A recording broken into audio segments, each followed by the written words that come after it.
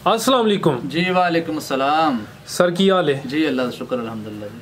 माशाल्लाह सर, पहले एक इंटरव्यू किया जनाब नाल, आवाम ने वो वीडियो काफ़ी पसंद की है जी। ते तुसी गोट फार्मिंग के मुतलक मालूमात नूं बड़े अच्छे तरीके नाल डिलीवर किया सी जी। अज दी इस वीडियो का मेन टॉपिक, मेन टाइटल है ये कि बकरियां दी जड़ियां ज़्यादातर बीमारियां ने उन्हां दे इलाज की ने, उन्हां दे देसी इलाज, उन्हां दे डॉक्टरी इलाज जी। तो माशाल्लाह तुहाडा काफ़ी नॉलेज है सर। ए दसो अजकल गर्मी का मौसम है, गर्मी च बकरियां नूं ज़्यादातर किहड़ी बीमारी हुंदी है, उन्हां दे कोई देसी इलाज या उन्हां दे कोई डॉक्टरी इलाज?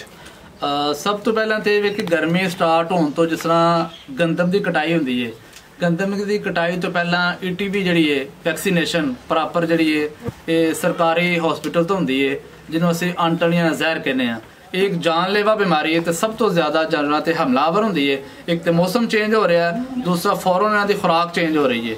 ठीक है जी। तो जो ही जानवर बाहर जाते हैं, गंदम वगैरह सिट्टे खाते हैं तो उन्होंने फूड पॉइजन का मसला बनता है, फूड जो उन्होंने पेट च रुक जाता है। एक दो दिन के ये बीमारी जी है जानलेवा साबित होंगी है तो जानवरों का ढेर लग जाता है। बहुत ज़्यादा लोग जोड़े ने इस चीज़ तो परेशान होंगे ने। तो जो ही बीमारी हमलावर होंगी है तो इन्हू कवर करद्या विद इन हारस जरा ना ये जानवर एक्सपायर हो जाता है। तो सब तो पहला तो असीं ये कहांगे कि गंदम तो पहला जरा ना अपने जानवरों प्रॉपर तरीके दे नाल ETB की वैक्सीन जी है एंट्रोटॉक्सीमिया ये रोज़ाना जी लाजमी कराई जाए ताकि तुहाडे जानवर जड़े ने एंट्रोटॉक्सीमिया यानी आंतड़ियां दे जहर तो महफूज रहें। सर जी वैक्सीनेशन है फ्री है? जी बिल्कुल सर। तुसीं अगर गौरमेंट के हॉस्पिटल जाते हो तो वैक्सीनेशन फ्री है। कुछ लोगों का यह ख्याल होंगे कि असीं जाने सानू वैक्सीनेशन नहीं मिलती या वैक्सीनेशन नहीं करते, लिहाजा तुसीं जाके डॉक्टर के नाल मुलाकात करो, उन्हें अपने जानवर दसो, अपने जानवर उत्थे रजिस्टर ते लहाओ तो या तुहानूं वैक्सीनेशन दे देंगे या प्रॉपर तुहाडे इलाके का जिहड़ा वेटरनरी डॉक्टर है उसका तुहानूं नंबर देंगे या उसकी तुहाडी मुलाकात होएगी, वो फ्री वैक्सीनेशन करके जाएगा। सर अजकल गर्मी का सीजन है, बकरियां चराई वास्ते खेतों च जांदियां ने, माशाल्लाह गंदम की कटाई हुई है तो सिट्टे भी होंदे ने उन्हां दे। बाज़ औकात कुछ वजूहात ऐसियां होंदियां ने कि जिहड़ी बकरियां दे थन ज़्यादा होंदे ने उन्हां ते कोई जख्म भी आई जांदा है। ਉਹਦੇ ਮੁਤਲਕ दसो कि अगर बकरी का थन खराब हो गया या जख्म आ गया ਉਹਦਾ प्रॉपर हल की है? सर थन तो पहले मेरे ध्यान से एक गल आई है वो कि जो ही बकरियां गंदम के सिट्टे खांदियां ने खान तो पहला ही, क्योंकि गंदम जी अच्छी खुराक है तो ये बोनस होंदा है फार्मर वास्ते, कोई फ्री गंदम उन्हें मिल जाती है। रोज़ाना बकरी तकरीबन 1.5 पाव तो आधा किलो गंदम खा के आती है। जिस को 25-30 बकरियां ने और रोज़ाना इन्नी गंदम मुल लैके नहीं पा सकता, तकरीबन 20-25 किलो उसदियां बकरियां फ्री ऑफ कास्ट खेतों चो जाके तो गंदम रोज़ाना पाओ 1.5 पाव आधा किलो तो घट गंदम खा के आंदियां ने। उन्होंने सही तरीके बाडी दे विच इनहाल करने वास्ते, उसकी ताकत लैन वास्ते बकरी नूं पहला तैयार किया जाता है सिट्टे खुआन तो। लिहाजा पहले ही उन्होंने रोज़ाना 5-5 सीसी सरसों का तेल दिता जाए।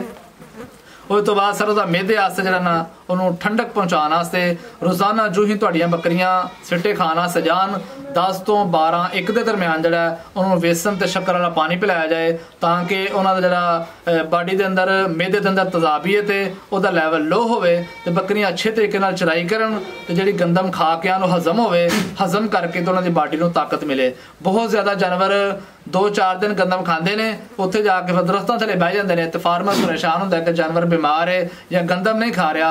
अगर जानवर कोई चीज़ खावे फार्मर खुश होंदा है, जानवर खड़ा हो जाए कोई चीज़ ना खावे तो फार्मर परेशान हो जाता है। उसकी वजह यह है कि 2-3 दिन बकरी ने गंदम खाधी है, बकरे ने खाधी है तो लिहाजा वो मेदे तजाबियत पैदा हो गई है, हीट पैदा हो गई है, गर्मी पैदा हो गई है, जिसकी वजह के नाल अगली खुराक को नहीं लै रहा। तो खुराक गंदम खुआन का बेहतरीन हल है कि रोज़ाना शाम को 5 सीसी सरों का तेल दिता जाए तो दरम्यान दिन के मौसम ठीक है, गर्मी है, धुप है, टैंपरेचर हाई है तो शक्कर ते बेसन का पानी पिलाया जाए। माशाल्लाह। तो अगर सर बाज़ जानवर होंदे ने वो ज़्यादा गंदम खा लेंदे ने, ਉਹਦਾ भी नुकसान होंदा है, ਉਹਦਾ कोई हल है?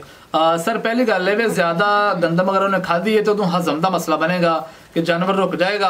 अगर तो उन्होंने मुक लग गई है, रोक लग गई है, वाह हो गए ने, पेचस हो गए ने तो कोई मसला नहीं, जानवर 1-2 दिन के क्लीयर हो जाएगा।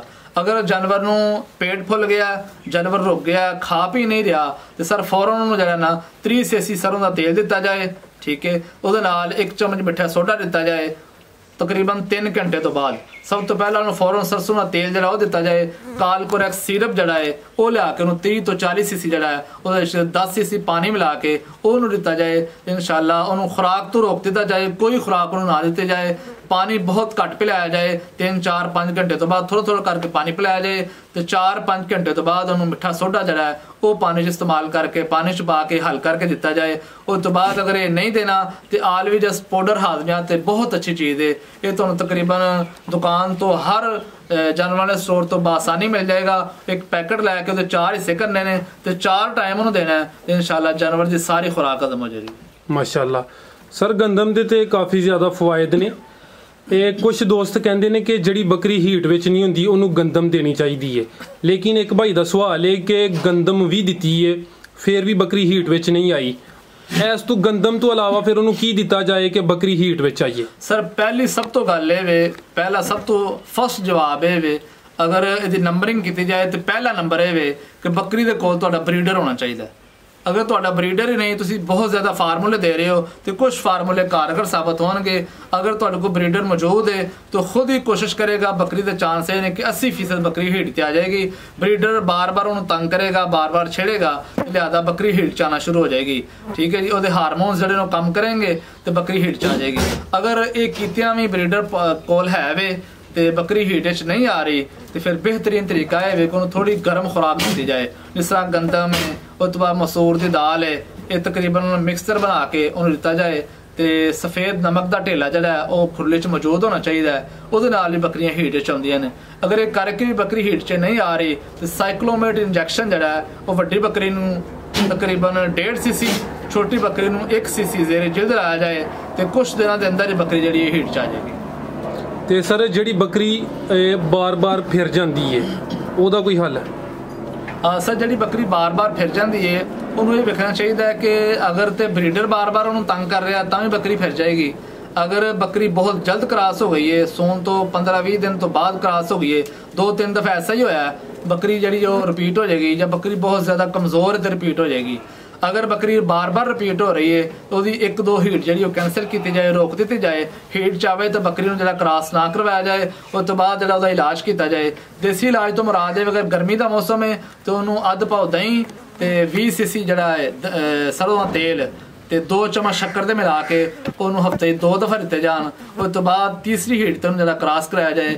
ਬਹੁਤ ਜ਼ਿਆਦਾ ਉਮੀਦ ਹੈ, ਚਾਂਸ ਹੈ ਕਿ ਉਹ ਬੱਕਰੀ ਜਿਹੜੀ ਉਹ ਠਹਿਰ ਜਾਏਗੀ। ਜੀ ਸਰ, ਤੇ ਬੱਕਰੀ ਨੂੰ ਜਿਹੜਾ ਕ੍ਰਾਸ ਕਰਵਾਉਣ ਦਾ ਬਿਹਤਰ ਜਿਹੜਾ ਮਹੀਨਾ ਹੈ ਜਾਂ ਮੌਸਮ ਹੈ ਉਹ ਕਿਹੜਾ ਹੈ? ਸਰ ਬੱਕਰੀ ਨੂੰ ਕ੍ਰਾਸ ਕਰਾਉਣ ਦਾ ਮੌਸਮ ਬਿਹਤਰੀਨ ਤਰੀਕਾ ਹੈ ਕਿ ਜਨਵਰੀ, ਫਰਵਰੀ, ਮਾਰਚ, ਅਪ੍ਰੈਲ। ਠੀਕ ਹੈ, ਬਹੁਤ ਸਾਰੇ ਲੋਕ ਮਾਰਚ ਅਪ੍ਰੈਲ 'ਚ ਕਰਾਉਂਦੇ ਨੇ ਤੇ ਜਨਵਰੀ, ਫਰਵਰੀ, ਮਾਰਚ, ਅਪ੍ਰੈਲ ਮਹੀਨੇ 'ਚ ਬੱਕਰੀ ਕ੍ਰਾਸ ਕਰਾਈ ਜਾਏ ਤੇ ਇਹਦਾ ਬਿਹਤਰੀਨ ਜਿਹੜਾ ਰਿਜ਼ਲਟ ਹੁੰਦਾ ਹੈ। ਅਗਰ ਤੁਹਾਨੂੰ ਸਾਰੀਆਂ ਚੀਜ਼ਾਂ ਭੁੱਲ ਜਾਣ, 2 ਚੀਜ਼ਾਂ ਯਾਦ ਰੱਖਣੀਆਂ ਨੇ ਕਿ ਬੱਕਰੀ ਜਦੋਂ ਵੀ ਕ੍ਰਾਸ ਹੋਏ ਉਹਦਾ 5ਵਾਂ ਮਹੀਨਾ ਨਵੰਬਰ ਤੇ ਦਸੰਬਰ ਨਾ ਬਣੇ।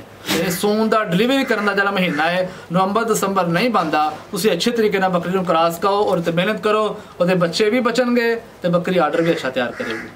ਯਾਨੀ ਉਹ ਜਿਹੜੇ ਨਵੰਬਰ ਤੇ ਦਸੰਬਰ 2 ਮਹੀਨੇ ਨੇ ਉਹ ਜ਼ਿਆਦਾ ਸਰਦੀ ਦੇ ਨੇ, ਉਦੋਂ ਬੱਚੇ ਜ਼ਾਇਆ ਹੋਣ ਦੇ ਜ਼ਿਆਦਾ ਚਾਂਸ ਨੇ। ਤੇ ਸਰ ਜਿਹੜੀ ਬੱਕਰੀ ਸੂਣ ਤੋਂ ਬਾਅਦ ਅੱਟਾ ਜਾਂ ਜਿਉਰ ਨਹੀਂ ਸੁੱਟਦੀ ਉਹਦਾ ਕੋਈ ਦੇਸੀ ਇਲਾਜ?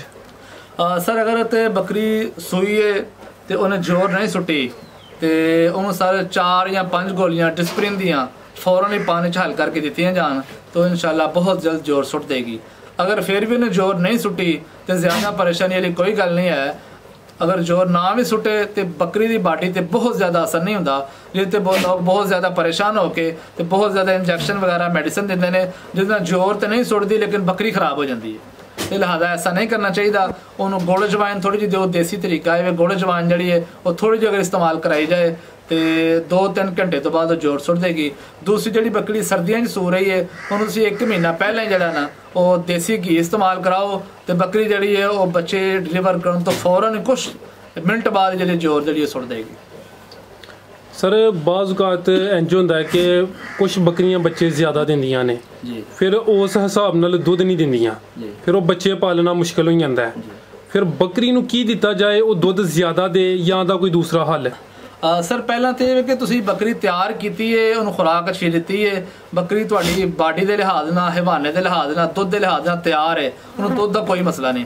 ਅਗਰ ਬੱਕਰੀ ਤਿਆਰ ਹੀ ਨਹੀਂ ਕੀਤੀ ਗਈ, ਡਿਲੀਵਰ ਜਦੋਂ ਉਹਨੇ ਬੱਚੇ ਕੀਤੇ ਨੇ, ਡਿਲੀਵਰੀ ਹੋ ਗਈ ਹੈ ਤੇ ਫਿਰ ਤੁਸੀਂ ਦੁੱਧ बढ़ा ਰਹੇ ਹੋ, ਇੰਨੀ ਦੇਰ ਨੂੰ ਕਿ ਬੱਕਰੀ ਅੱਟਾਂ ਸੁੱਟੇ 1 ਮਹੀਨਾ ਲੱਗ ਜਾਂਦਾ, ਬੱਕਰੀ ਨੂੰ ਸਾਫ਼ ਸੁਫ ਹੁੰਦਿਆਂ 1 ਮਹੀਨੇ ਤੋਂ ਬਾਅਦ ਤੁਸੀਂ ਖੁਰਾਕ ਦੋਗੇ, ਦੂਸਰਾ ਮਹੀਨਾ ਆ ਗਿਆ, ਅੱਗੋਂ ਫਿਰ ਉਹਨੇ ਦੂਸਰੇ ਮਹੀਨੇ ਜਾ ਕੇ ਕ੍ਰਾਸ ਹੋ ਜਾਣਾ, ਦੁੱਧ ਦੀ ਕੰਪੈਸਿਟੀ ਵੈਸੇ ਹੀ ਘਟ ਜਾਣੀ ਹੈ। ਤੇ ਫਾਰਮਰ ਬੱਕਰੀ ਸੂਏ ਦੁੱਧ ਵਾਸਤੇ ਪਰੇਸ਼ਾਨ ਹੋ ਜਾਂਦੀ ਬੇਵਕੂਫੀ ਹੈ। ਫਾਰਮਰ ਵਾਸਤੇ ਬਿਹਤਰੀਨ ਤਰੀਕਾ ਹੈ ਵੀ ਦੁੱਧ ਵਾਸਤੇ ਬੱਕਰੀ ਨੂੰ ਪਹਿਲਾਂ ਤਿਆਰ ਕੀਤਾ ਜਾਏ ਜਦੋਂ ਹਾਮਲਾ ਹੋਵੇ। कम अज़ कम अगर उन्हें तैयार नहीं किया तो लास्ट 3 महीने, लास्ट आखिरी ऑप्शन 2 महीने में, अगर 2 महीने में अच्छी केयर नहीं कर सकिया तो फिर दुध का फिक्र छड़ दे, फिर जो बकरी को है और गुजारा करे। ठीक हो गया सर। कुछ बकरियों नूं चंदरी ते साड़ू ही आंदा है, सब तो पहले दोस्तों नूं समझाओ कि चंदरी ते साड़ू च की फर्क है, इहदा कोई देसी इलाज? सर चंदरी ते साड़ू जिहड़ा ना, साड़ू तो मुराद ये होंदा है कि एक थन जिहड़ा वो आहिस्ता आहिस्ता दुध घटांदा है या खत्म होना शुरू हो जाता है, उसका साइज़ घट जाता है या बाज़ का थन बंद हो जाता है। तो चंदरी दे भी तकरीबन रलते मिलते ही इहदे नाल ऑप्शन ने, उहदे च हवाना जिहड़ा वो टाइट हो जाता है, सोजन आ जाती है, थन टाइट हो जाते हैं, पत्थर नुमा हो जाते हैं, थना च दुध बहुत ज़्यादा घट जाता है, बाज़ का जख्म जिहड़े ने वो थन ते चड्डे ते आ जाते हैं। तो इस बिना उत्ते बकरी भी परेशान, तो बच्चे जिहड़े ने उन्होंने दुध नहीं मिलता, लिहाजा वो सूआ जिहड़ा ज़ाया होने का खदशा होंदा है। तो जो ही फार्मर को इन्फॉर्मेशन आती है उस वक्त तक बहुत ज़्यादा देर हो जाती है या काफ़ी ज़्यादा मेडिसिन की वजह नाल बकरी अपना दुध खुश कर जाती है। ਤੇ ਇਹਦਾ ਸਰ ਕੋਈ ਦੇਸੀ ਇਲਾਜ? ਸਰ ਦੇਸੀ ਇਲਾਜ ਹੈ ਕਿ ਅਗਰ ਸਰਦੀ ਦਾ ਮੌਸਮ ਹੈ ਤੇ ਤੁਸੀਂ ਬੱਕਰੀ ਨੂੰ ਜਿਹੜਾ ਨਾ ਕਮ ਸੇ ਕਮ ਸਰਦੀਆਂ ਦੇ ਵਿੱਚ 2-3 ਕਿਲੋ 4 ਕਿਲੋ 5 ਕਿਲੋ ਮੇਥਰੇ ਜਿਹੜੇ ਨੇ ਉਹ ਥੋੜੇ ਥੋੜੇ ਕਰਕੇ ਰੋਜ਼ਾਨਾ ਤਕਰੀਬਨ 200 ਗ੍ਰਾਮ ਤੋਂ ਸ਼ੁਰੂ ਕਰੋ ਤੇ ਇਹ ਰੋਜ਼ਾਨਾ ਇੱਕ ਟਾਈਮ 200 ਗ੍ਰਾਮ ਨੂੰ ਇਸਤੇਮਾਲ ਕਰਾਏ ਜਾਣ। ਅਗਰ 3-4 ਕਿਲੋ ਤੁਸੀਂ ਕਰਾਓਗੇ ਤਾਂ ਉਮੀਦ ਹੈ ਕਿ ਇਹਦੇ ਚਾਂਸ ਬਹੁਤ ਜ਼ਿਆਦਾ ਘੱਟ ਹੋਣਗੇ। ਅਗਰ ਫਿਰ ਵੀ ਇਹ ਮਸਲਾ ਬਣ ਗਿਆ ਤੇ ਤੁਸੀਂ ਸਾਰੇ ਇੰਜੈਕਸ਼ਨ ਇਸਤੇਮਾਲ ਕਰੋ। ਇਹਦੇ ਵਿੱਚ ਬਹੁਤ ਜ਼ਿਆਦਾ ਇੰਜੈਕਸ਼ਨ ਜਿਹੜੇ ਨੇ ਕਾਰਾਮਦ ਸਾਬਤ ਹੁੰਦੇ ਨੇ। ਇਹਦੇ ਵਿੱਚ ਐਂਟੀਬਾਇਓਟਿਕ ਦੇ ਵਿੱਚ PPSL ਇਹਦੇ ਤੁਸੀਂ ਜਨਾਬ ਵੱਡੀ ਬੱਕਰੀ ਨੂੰ 3 ਤੋਂ 4 cc ਇੱਕ ਟਾਈਮ ਤੇ ਉਹਦੇ ਨਾਲ ਜਿਹੜਾ ਨਾ ਸਲੋਨ M ਇਹ ਸੋਜਨ ਵਾਸਤੇ ਹੁੰਦਾ ਹੈ, ਇਹ ਤੁਸੀਂ 3 ਤੋਂ 4 cc ਜਿਹੜਾ ਨਾ ਇਸਤੇਮਾਲ ਕਰੋ ਤੇ 3 ਤੋਂ 4 ਦਿਨ ਇਸਤੇਮਾਲ ਕਰਨਾ। ਫਿਰ ਵੇਖਣਾ ਕਿ ਬੱਕਰੀ ਦੀ ਕੰਡੀਸ਼ਨ ਜਿਹੜੀ ਉਹ ਕੀ ਹੈ। ਅਗਰ ਤੇ ਅੱਧੇ ਨਾਲੋਂ ਜ਼ਿਆਦਾ ਫਰਕ ਪੈ ਗਿਆ ਇੰਜੈਕਸ਼ਨ ਰੋਕਦੇ ਨੇ ਤਾਂ ਕਿ ਆਪਣਾ ਦੁੱਧ ਖਤਮ ਨਾ ਕਰ ਜੇ। अगर नहीं पिया फिर विच एक टाइम वक्फा करके फिर तुसी लाओ, इंशाअल्लाह 2-4 दिन दे विच ये सारा मसला हल हो जाएगा। ਜ਼ਬਰਦਸਤ ਹੋ ਗਿਆ। ਇਸ ਤੋਂ ਇਲਾਵਾ ਕੁਝ ਗੋਟ ਫਾਰਮਰ ਹੁੰਦੇ ਨੇ ਉਹ ਜ਼ਿਕਰ ਕਰਦੇ ਨੇ ਕਿ ਇਹਨਾਂ ਵਾਸਤੇ ਕੋਈ ਮਸਾਲਾ ਤਿਆਰ ਕੀਤਾ ਹੈ ਜਿਹੜਾ ਸਰਦੀ 'ਚ ਵੀ ਦਿੰਦੇ ਆ ਤੇ ਗਰਮੀ 'ਚ ਵੀ ਦਿੰਦੇ ਆ। ਤੁਹਾਡਾ ਸਰ ਕੀ ਜ਼ੇਨ ਇਹਨਾਂ ਨੂੰ ਮਸਾਲਾ ਦੇਣਾ ਚਾਹੀਦਾ ਹੈ ਤੇ ਕਿਸ ਮੌਸਮ 'ਚ ਦੇਣਾ ਚਾਹੀਦਾ ਹੈ? ਉਹ ਜਿਹੜਾ ਮਸਾਲਾ ਹੈ ਉਹ ਕਿਹੜੀਆਂ ਚੀਜ਼ਾਂ ਦਾ ਤਿਆਰ ਕੀਤਾ ਜਾਏ ਤੇ ਉਹ ਬਿਹਤਰ ਹੈ? ਸਰ ਜਿਸ ਤਰ੍ਹਾਂ ਸਾਡੇ ਪਾਕਿਸਤਾਨ 'ਚ 2 ਮੌਸਮ ਜ਼ਿਆਦਾਤਰ ਹੁੰਦੇ ਨੇ, ਇੱਕ ਗਰਮੀ ਦਾ ਤੇ ਇੱਕ ਸਰਦੀ ਦਾ। ਯਕੀਨਨ ਅਸੀਂ ਵੀ ਆਪਣੀ ਖੁਰਾਕ ਜਿਹੜੀ ਹਰ ਇਨਸਾਨ ਗਰਮੀ ਸਰਦੀ ਦੇ ਹਵਾਲੇ ਨਾਲ ਚੇਂਜ ਕਰਦਾ ਹੈ, ਲਿਹਾਜ਼ਾ ਇਹਨਾਂ ਦੀ ਖੁਰਾਕ, ਇਹਨਾਂ ਦੇ ਮਸਾਲਾਜਾਤ, ਇਹਨਾਂ ਦੇ ਮਸ਼ਰੂਬਾਤ ਵੀ ਚੇਂਜ ਹੋਣੇ ਚਾਹੀਦੇ ਨੇ। ਜਿਸ ਤਰ੍ਹਾਂ ਗਰਮੀ ਦਾ ਮੌਸਮ ਹੈ ਤੇ ਤੁਹਾਨੂੰ ਇਹ ਮਸਾਲਾ ਦੇਣਾ ਚਾਹੀਦਾ ਜਿਹਦੇ ਵਿੱਚ ਸਬਜ਼ ਮਿਰਚ, ਜਿਹਦੇ ਵਿੱਚ ਸਬਜ਼ ਧਨੀਆ ਹੈ, ਉਸ ਤੋਂ ਬਾਅਦ ਪੁਦੀਨਾ ਹੈ, ਉਸ ਤੋਂ ਬਾਅਦ ਪਿਆਜ਼ ਹੈ, ਥੋਮ ਹੈ, ਅਦਰਕ ਹੈ। ਇਹਨੂੰ ਅਸੀਂ ਸਬਜ਼ ਮਸਾਲਾ ਜਾਂ ਸਬਜ਼ ਚਟਨੀ ਵੀ ਕਹਿੰਦੇ ਹਾਂ। ਤੇ ਹਾਜ਼ਮੇ ਦੀ ਵਜ੍ਹਾ ਦੇ ਨਾਲ ਇਹਦੇ ਵਿੱਚ ਅਨਾਰਦਾਨੇ ਦਾ ਇਸਤੇਮਾਲ ਕਰਨਾ ਚਾਹੀਦਾ। ਬੱਕਰੀਆਂ ਜ਼ਿਆਦਾ ਗਰਮ ਵੀ ਨਹੀਂ ਹੋਣਗੀਆਂ ਤੇ ਉਹਨਾਂ ਦਾ ਜਿਹੜਾ ਹਾਜ਼ਮਾ ਹੈ ਬਿਹਤਰੀਨ ਰਹੇਗਾ।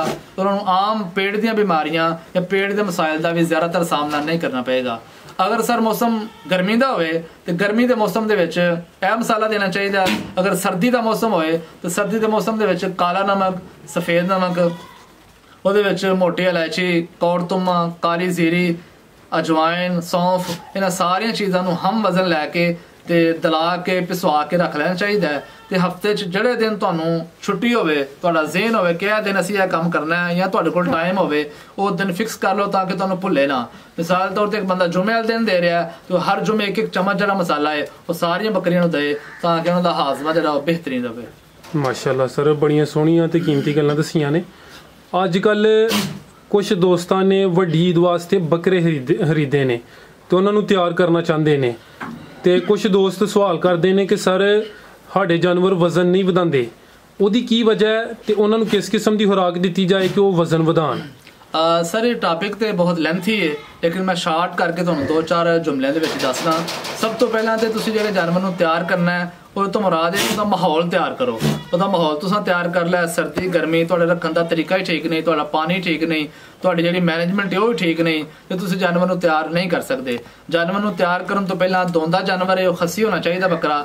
ਅਗਰ ਉਹ ਖੱਸੀ ਹੈ ਤੇ ਉਹਦੇ ਜ਼ੇਰੇ ਜਿਲਦ ਜਿਹੜਾ ਆਵਰਮੈਕਟਿਨ ਇੰਜੈਕਸ਼ਨ ਹੈ ਇਹ ਲੱਗਾ ਹੋਣਾ ਚਾਹੀਦਾ। ਅਗਰ ਇਹ ਤੁਸੀਂ ਲਾ ਲਿਆ ਉਹਦੀ ਡੀਵਰਮਿੰਗ ਪ੍ਰੋਪਰ ਤਰੀਕਾ ਹੈ ਤੇ ਬੁਨਿਆਦੀ ਤਰੀਕਾ ਹੈ ਇਹ ਲਾਜ਼ਮੀ ਹੋਣੀ ਚਾਹੀਦੀ ਹੈ। ਡੀਵਰਮਿੰਗ ਤੋਂ ਬਾਅਦ ਫਿਰ ਜਿਹੜਾ ਜਾਨਵਰ ਹੈ ਉਹਨੂੰ ਤਿਆਰ ਕੀਤਾ ਜਾਂਦਾ ਹੈ। ਉਹਨੂੰ ਤਿਆਰ ਕਰਨ ਵਾਸਤੇ ਮਾਰਕੀਟ 'ਚ ਬਹੁਤ ਜ਼ਿਆਦਾ ਵੰਡੇ, बहुत ज़्यादा फार्मूले, बहुत ज़्यादा लोगों को परेशान किया जा रहा है कि जनाब 200 ग्राम यह चीज़ इस्तेमाल करो, 100 ग्राम यह करो, 500 ग्राम यह करो। लिहाजा हर बंदा ग्रामां 'च ही आ गया है। बेहतरीन सादा आसान तरीका है वे कि सर तुसी बराबर मिकदार च चने ते गंदम दलवा के ते गर्मियां दे विच भिओ के इस्तेमाल करो ते सर्दियों दे विच सुक्का इस्तेमाल करो, पानी लागे रखो। तुहाडा जानवर जिहड़ा दिनां 'च फर्क पाएगा। 1 महीने तो बाद तुसी अपने जानवर नूं खुद नहीं पहचान सकोगे। माशाअल्लाह सर ਤੁਸੀਂ ਕਾਫੀ ਕੀਮਤੀ ਗੁਫ਼ਤਗੂ ਕੀਤੀ ਹੈ। ਇਸ ਤੋਂ ਇਲਾਵਾ ਕੋਈ ਹੋਰ ਇਹਨਾਂ ਦੀ ਬਿਮਾਰੀ ਜਾਂ ਕੋਈ ਹੋਰ ਕੀਮਤੀ ਗੱਲ ਜਿਹੜੀ ਤੁਸੀਂ ਸਮਝਦੇ ਹੋ ਕਿ ਇਹਦਾ ਜ਼ਿਕਰ ਕਰਨਾ ਜ਼ਰੂਰੀ ਹੈ? ਸਰ ਮੈਂ ਤੇ ਇਹ ਕਹਾਂਗਾ ਕਿ ਤੁਸੀਂ ਆਪਣੇ ਜਾਨਵਰ ਵੱਲ ਧਿਆਨ ਕਰੋ, ਤਵੱਜੋ ਕਰੋ। ਆਪਣੇ ਜਾਨਵਰ ਨੂੰ ਹਰ ਵੇਲੇ ਉਹਦੀ ਹਰਕਤਾਂ ਸਕਨਾਤ ਨੂੰ ਵੇਖੋ ਕਿ ਜਾਨਵਰ ਖੜਾ ਹੈ, ਉਹਦੀ ਬਾਡੀ ਸਟਰਕਚਰ ਕੀ ਹੈ ਤੇ ਉਹ ਖੜਾ ਹੈ ਜਿਹੜਾ ਚਾਰਾ ਖਾ ਰਿਹਾ ਕਿ ਨਹੀਂ ਖਾ ਰਿਹਾ। ਅਗਰ ਨਹੀਂ ਖਾ ਰਿਹਾ ਤਾਂ ਉਹਦੀ ਵਜੂਹਾਤ ਕੀ ਹੈ। ਇਹਨਾਂ ਸਾਰੇ ਅਮੂਰ ਦੇ ਉੱਤੇ ਅਗਰ ਤੁਸੀਂ ਗੌਰ ਕਰੋਗੇ ਤੇ ਤੁਸੀਂ ਬਹੁਤ ਜ਼ਿਆਦਾ ਲਰਨਿੰਗ ਕਰ ਸਕਦੇ ਹੋ, ਆਮਦਨ ਹਾਸਲ ਕਰ ਸਕਦੇ ਹੋ। ਇਹ ਚੁਸਤ ਬੰਦੇ ਦਾ ਕੰਮ ਹੈ, ਸੁਸਤ ਬੰਦਾ ਜਿਹੜਾ ਇਹਦੇ ਵਿੱਚ ਨਾਕਾਮ ਹੈ। ਜਿਹੜਾ ਬੰਦਾ ਚੁਸਤੀ ਦਾ ਮੁਜ਼ਾਹਰਾ ਕਰਦਾ ਹੈ ਤੇ ਜਾਨਵਰ ਵੀ ਉਹਦੇ ਐਕਟਿਵ ਤੇ ਚੁਸਤ ਰਹਿੰਦੇ ਨੇ। ਜਿਹੜਾ ਬੰਦਾ ਫਾਰਮਰ ਸੁਸਤ ਹੁੰਦਾ ਹੈ ਉਹਦੇ ਜਾਨਵਰ ਵੀ ਆਹਿਸਤਾ ਆਹਿਸਤਾ ਸੁਸਤ ਹੋ ਜਾਂਦੇ ਨੇ। ਮਾਸ਼ਾਅੱਲਾ ਸਰ, ਜ਼ਿੰਦਾਬਾਦ। ਤੁਸੀਂ ਇੱਕ ਦਫਾ ਫੇਰ ਦਿਲ ਖੁਸ਼ ਕੀਤਾ ਹੈ, ਬੜੀ ਅੱਛੀ ਤੇ ਕਰੈਕਟ ਇਨਫੋਰਮੇਸ਼ਨ ਦਿੱਤੀ ਹੈ। ਅੱਲਾਹ ਪਾਕ ਤੁਹਾਡੇ ਕਾਰੋਬਾਰ 'ਚ ਵੀ ਮਜ਼ੀਦ ਇਜ਼ਾਫਾ ਤਾ ਫਰਮਾਏ। ਅੱਲਾਹ ਹਾਫਿਜ਼।